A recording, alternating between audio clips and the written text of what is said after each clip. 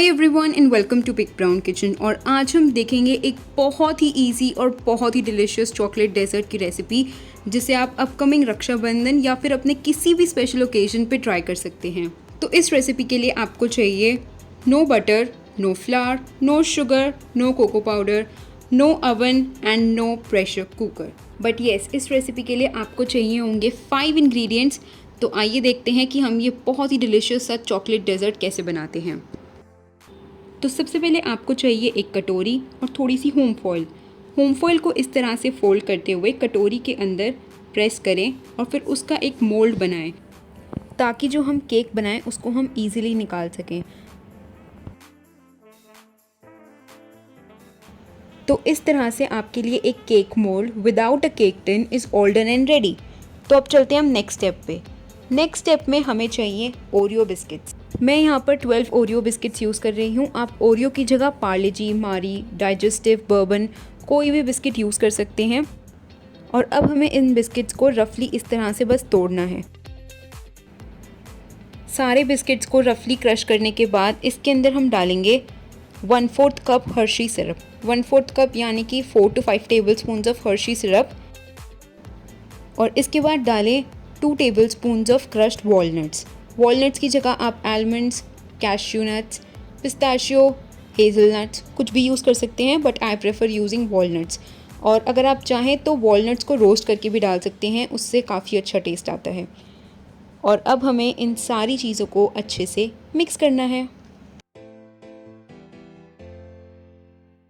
Biscuits और Hershey syrup को अच्छे से मिक्स करने के बाद अब हम चलते हैं कटोरी की तरफ। और कटोरी को हम ऑयल, बटर या फिर घी से अच्छे से ग्रीस कर लेंगे।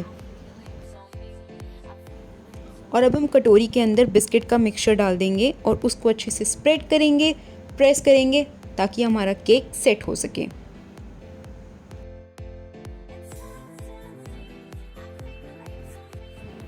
तो जैसे ही हमारी कटोरी 2/3 फिल हो जाए, इसके बाद हम बचे हुए मिक्सचर्स को भी इस तरह से एक और मोल्ड में डाल देंगे और इन दोनों को हम साइड पे रख देंगे।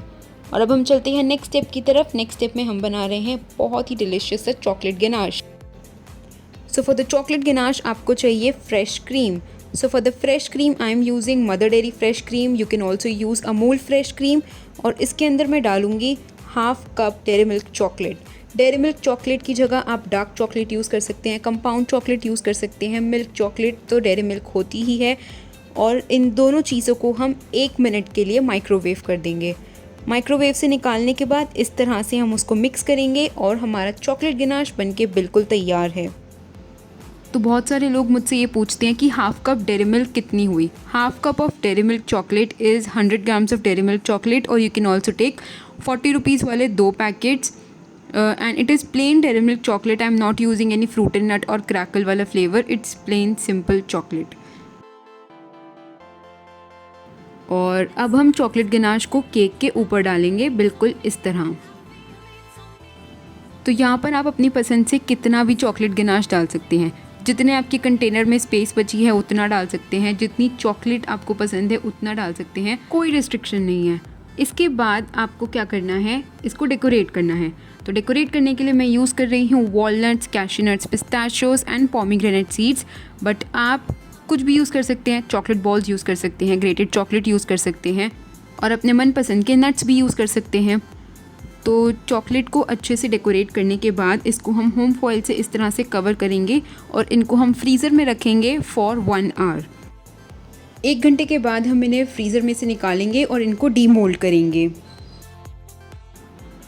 केक को मोल्ड से बाहर निकालने का प्रोसेस बहुत ही इजी है क्योंकि हमने होम फॉइल यूज़ करी थी और साथ ही हमने दोनों तरफ उसके हैंडल्स भी छोड़े थे। तो उसको कटोरी में से निकालना बहुत आसान है और उसके बाद तो आपको सिर्फ होम फॉइल ही हटानी है। तो हमारा no bake Oreo chocolate cake is all done and ready. और आपको इसको डेफिनेटली ट्राई करना चाहिए क्योंकि एक तो ये बहुत डिलीशियस है, दूसरा इसको बनाना बहुत आसान है और तीसरा इसको बनाने के लिए आपको बहुत कम इंग्रेडिएंट्स चाहिए। आपको सिर्फ चाहिए 5 चीज़ें।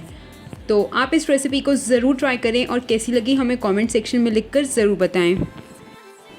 तो अगर आप इस रेसिपी को ट्राई करते हैं तो आप उसकी पिक्चर्स मुझे इंस्टाग्राम पे सेंड कर सकते हैं या फिर अपनी पिक्चर्स में मुझे टैग कर सकते हैं। My Instagram handle is @bigbrownKitchen और उसका लिंक डिस्क्रिप्शन बॉक्स में गिवन है। Last but not the least, मैं जिस तरह से यूट्यूब पे वीडियोस अपलोड करती हूँ उसमें मैं बहुत सारे चेंजेस लाने की, इम्प्रूवमेंट्स लाने की कोशिश कर रही हूँ।